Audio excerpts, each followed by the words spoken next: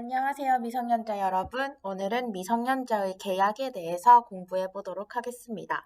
우선 미성년자란 몇 살을 얘기하는 걸까요?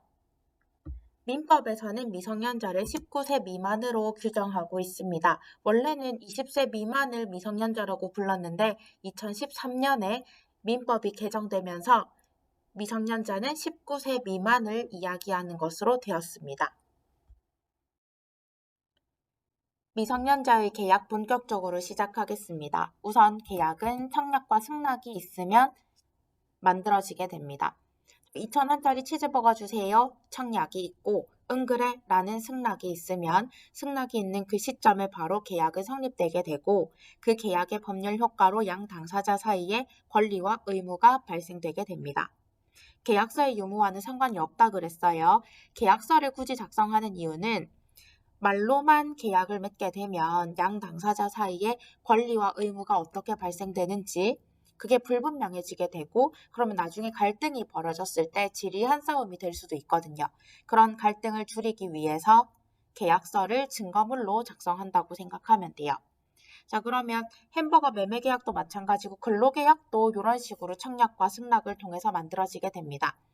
알바 사장이 햄버거 가게 사장이 A4 용지로 급구 토요일 오전에 3시간 최저시급으로 일할 사람을 모집합니다. 라는 청약을 하고 그걸 보고 지나가는 사람이 저 여기서 일하겠습니다. 라고 승낙을 하면 근로계약이 체결되게 되는 거죠.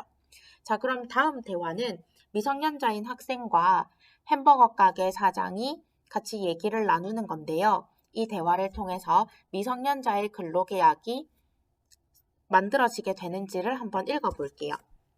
저도 여기서 아르바이트 할 수 없을까요?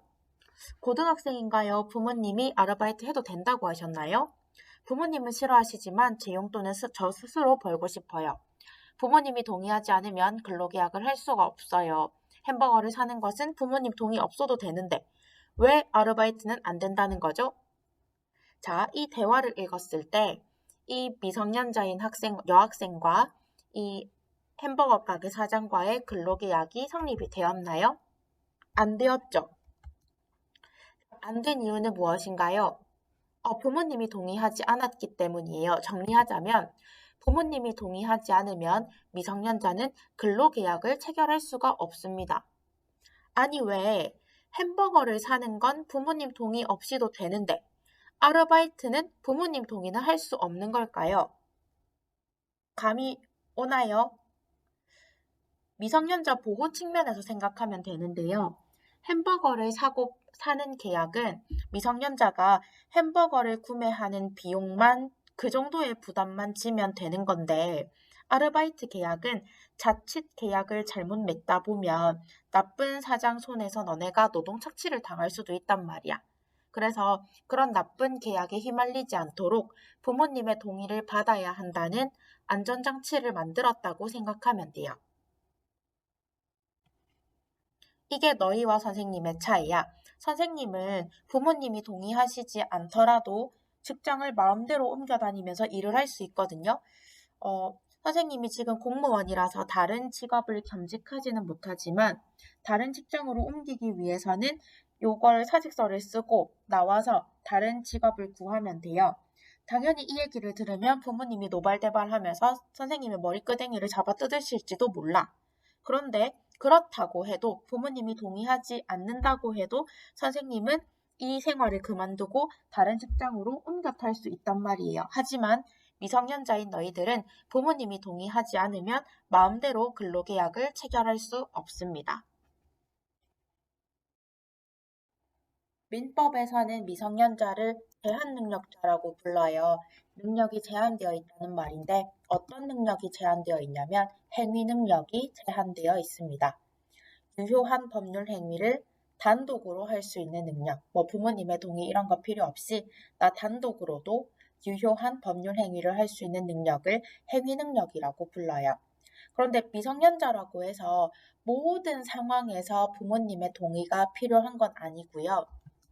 특히나 의무나 책임을 져야 하는 법률 행위를 할 때, 이때는 미성년자한테 부담이 지어지는 거잖아, 크게. 그때는 법정 대리인의 동의가 필요하고 이때 말하는 법정 대리인은 누구일까? 그렇지, 부모님이 됩니다. 이 동의를 어떻게 받냐면요. 동의서를 받아도 되고 종이로 된 거, 구두, 말로도 가능합니다.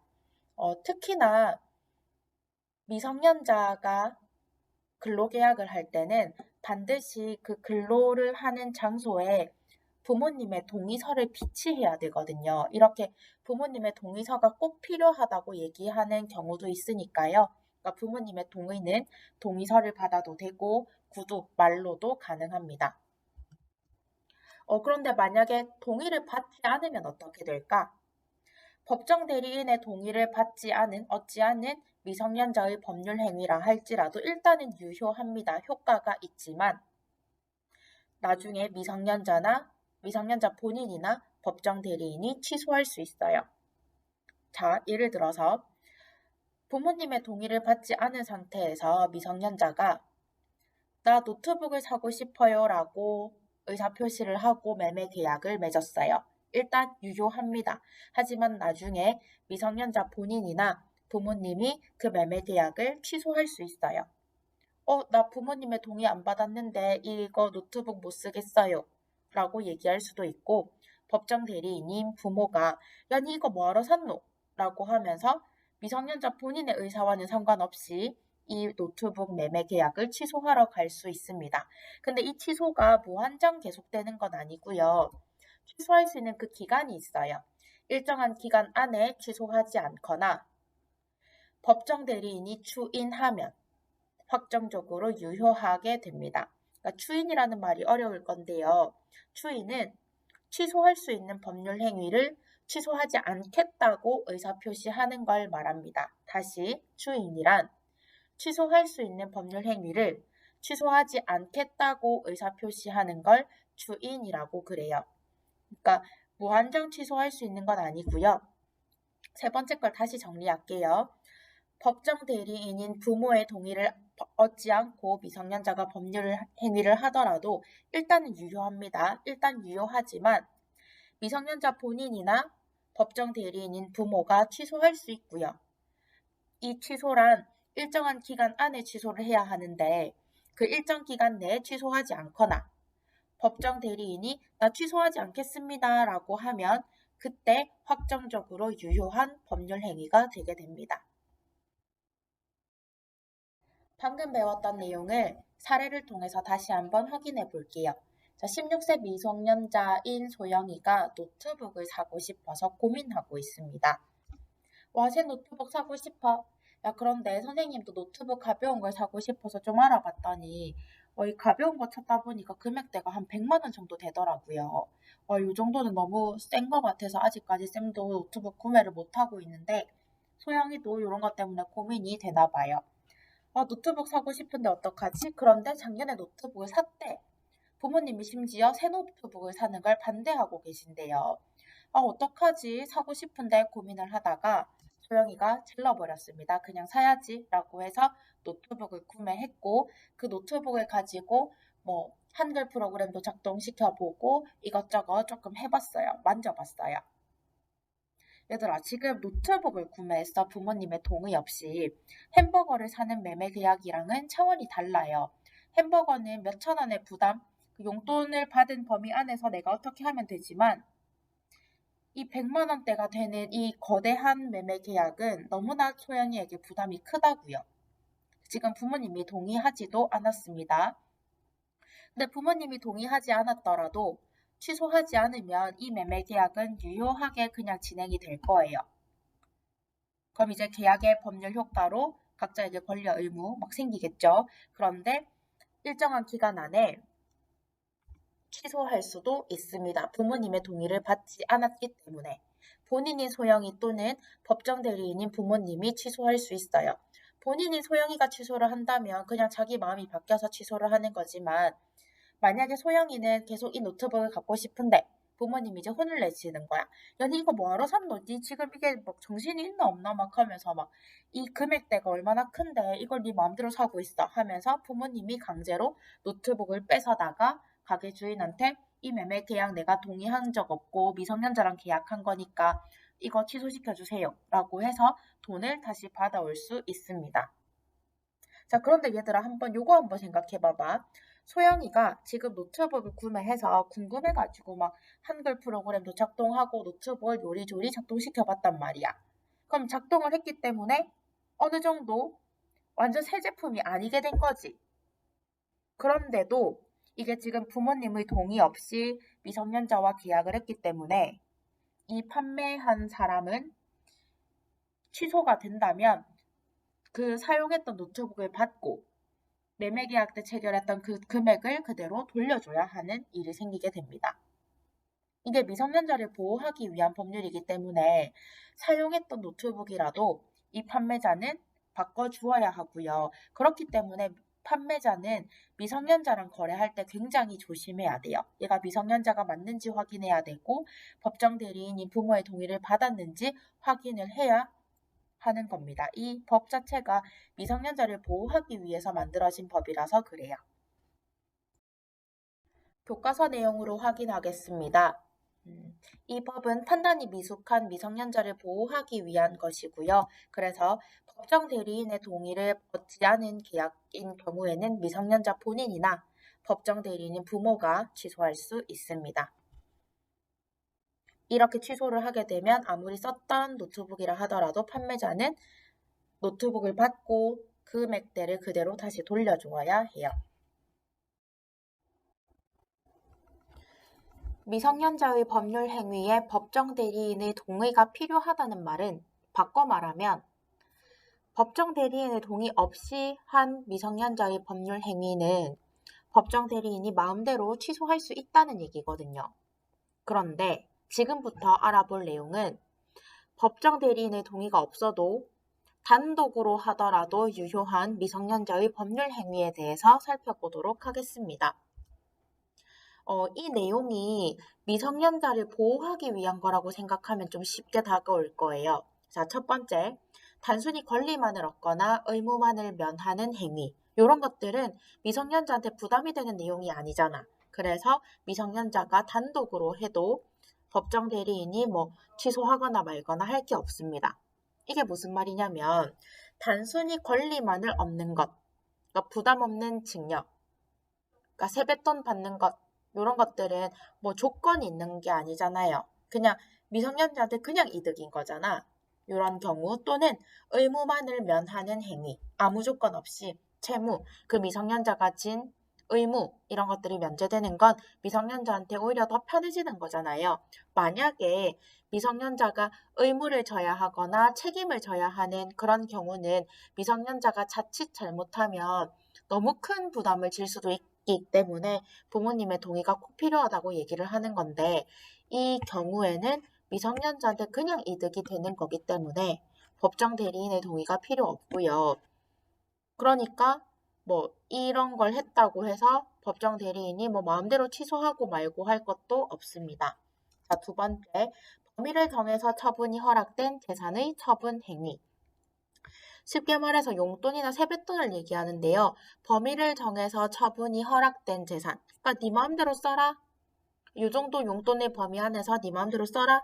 라고 하는 것들 안에서 쓰여진 돈들은 쉬는 시간 종이 쳤네요. 그러니까 범위를 정해서 처분이 허락된 재산, 용돈 20만 원의 범위 안에서 네가 마음대로 써라 라고 해서 주어진 돈 같은 것들은 그걸 가지고 내가 월드콘 사 먹고 V콘 사 먹고 떡볶이를 사 먹어도 이걸 가지고 부모님이 야 난 이런 거 동의한 적 없다 마음대로 월드콘 취소, 떡볶이 취소, V콘 취소하러 다니실 필요가 없다는 겁니다. 그렇게 되는 게 아니라는 거예요. 영업이 허락된 미성년자의 그 영업에 관한 행위. 그러니까 쌤이 EBS에서 어떤 다큐멘터리 보면서 청소년 창업가에 대한 이야기를 봤는데 어떤 청소년이 곤충 가지고 사업을 하더라고요. 그러면 그러니까 곤충 가지고 사업해라라고 그 영업이 허락되면 이제 그 영업 안에서 이제 아르바이트생을 고용한다든지 내가 장수풍뎅이를 키우다가 거미로 업종을 바꾼다든지 사료를 더 만든다, 어떤 사료를 구입한다든지 그런 식의 법률 행위들이 생겨날 거잖아요. 법률 행위들은 다 의사표시라고 생각하면 되거든. 내가 알바를 고용해야지, 내가 장소풍뎅이에서 거미를 이제 키워봐야지, 사료를 바꿔봐야지, 그런 식으로 이제 의사표시를 하고 매매 계약을 하고 그런 법률 행위들이 많아질 텐데, 그때마다 부모님의 동의를 받아야 한다면 이 사업이 제대로 진척이 되지 않겠지. 그리고 기껏 정했는데 부모님 동의가 없었다는 이유로 부모님이 마음대로 그 계약들을 취소해 버리신다면 이 사업이 제대로 진척이 될 수가 없겠죠. 그래서 곤충 사업이라는 영업만 허락이 되면 그 안에서 벌어지는 영업에 관련된 행위들은 미성년자가 부모님의 동의 없이도 단독으로 유효하게 법률 행위들을 결정해 나갈 수 있습니다. 그래서 부모님의 동의 없이 한 계약이라 하더라도 법정 대리인이 마음대로 취소하고 말고 할 게 없는 거게 되겠죠. 임금 청구. 내가 아르바이트를 맡겼는데 임금을 아직 안 주는 거야. 임금 주세요라고 임금 청구를 했는데 그거에 대해서 사장이 야, 너 부모님의 동의 없이 임금 청구하는 거 안 된다라고 말할 수 없다는 겁니다. 임금 청구는 단독으로 미성년자가 할 수 있는 법률 행위입니다. 단독으로 임금 청구를 해도 그 행위 자체가 유효하기 때문에 그 임금 청구에 대해서 사장이 미안하다 하고 빨리 돈을 줘야 되는 문제예요. 유언행위. 만 17세 이상이 되면 유언을 할 수 있습니다. 그 유언에 대해서 부모님 몰래 유언을 했다 하더라도 이 유언 자체는 유효하기 때문에 나중에 부모님이 이거 취소하고 말고 할 게 없는 거게 됩니다.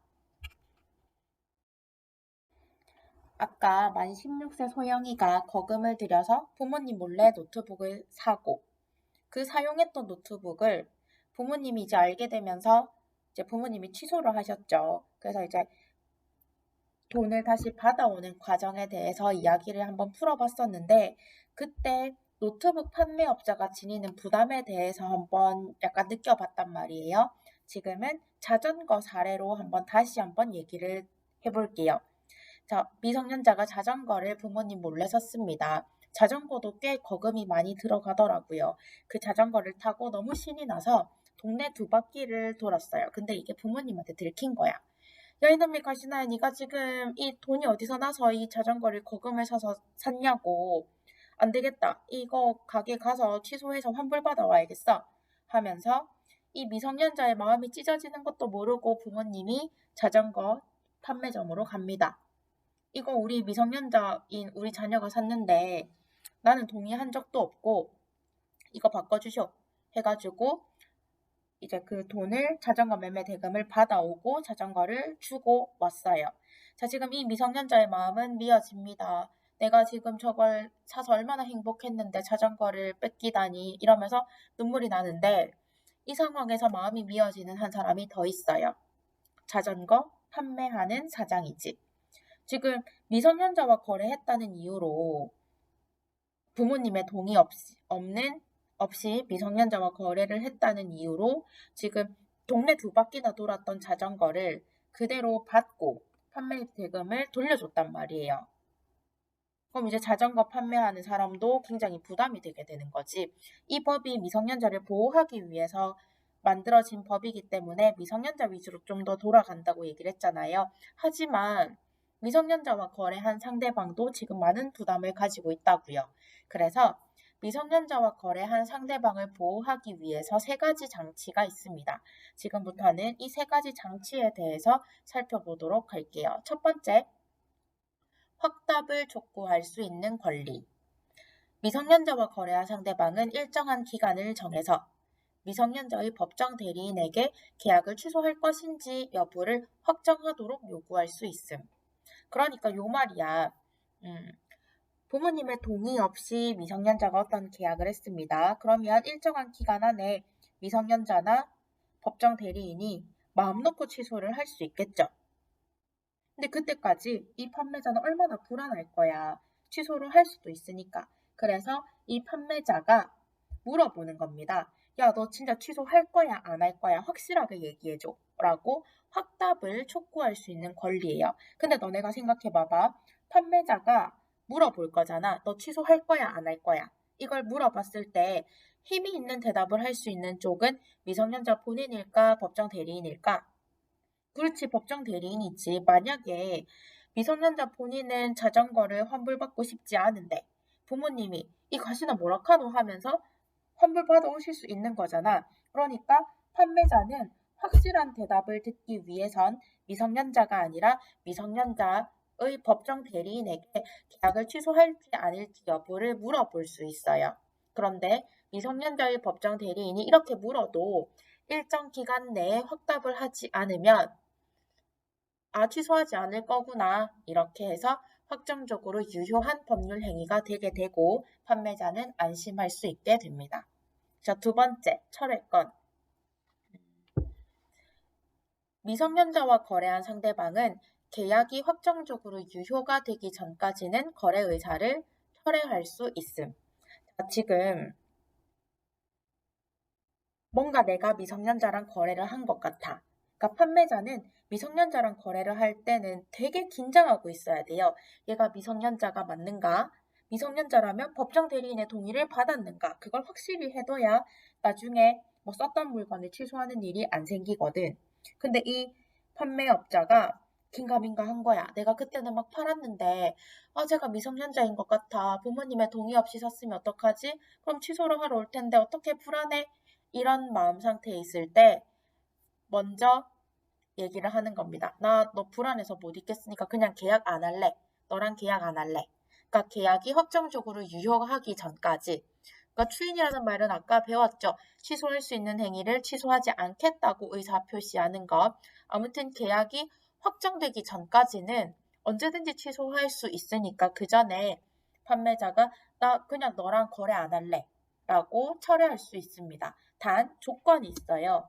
이 매매하는 법률 행위 당시에 미성년자였던 걸 몰랐을 때만 가능한 일입니다. 알고 그랬다면 철회를 할 수가 없어요. 이 포인트가 중요하니까 판매 당시에 미성년자였다는 걸 몰랐을 경우에만 야 내가 실수였어. 네가 미성년자인지 아닌지 되게 긴가민가 해서 몰랐는데 불안하니까 이거 철회할래 라고 해서 가능합니다. 자, 세 번째 취소권 행사의 제한. 이거는 미성년자가 잘못했기 때문에 그렇게 되는 거야. 뭐냐면 미성년자가 자신이 행위 능력자인 것처럼, 그러니까 성인인 것처럼 믿게 하거나 법정 대리인의 동의를 받은 것처럼 믿게 한 경우 부모나 법정 대리인이 취소할 수가 없어요. 근데 대신 이게 뭔가 적극적인 행위여야 돼. 그 말이 뭐냐면 미성년자가 자신이 성인인 것처럼 믿게 하려고 주민등록증을 위조해서 들고 오거나 다른 사람 걸 훔쳐서 들고 오거나 이런 식으로 하거나 아니면 법정 대리인의 동의를 받은 것처럼 보이기 위해서 부모 동의서를 내 마음대로 작성해서 보여줬다거나 이런 식의 적극적인 행동이 있었을 때 이렇게 해서 맺어진 매매 계약 같은 이런 계약 같은 것들은 미성년자 본인이나 법정 대리인이 취소할 수가 없게 됩니다. 자, 이렇게 해서 오늘 미성년자의 계약에 관련된 내용들을 다뤘는데요. 이 내용은 정말 출제가 잘 되니까요. 꼼꼼하게 공부하고 이해 안 되는 내용은 오프라인 수업할 때 선생님께 꼭 질문하면서 궁금했던 거 해결해 나갔으면 좋겠습니다. 수고하셨습니다.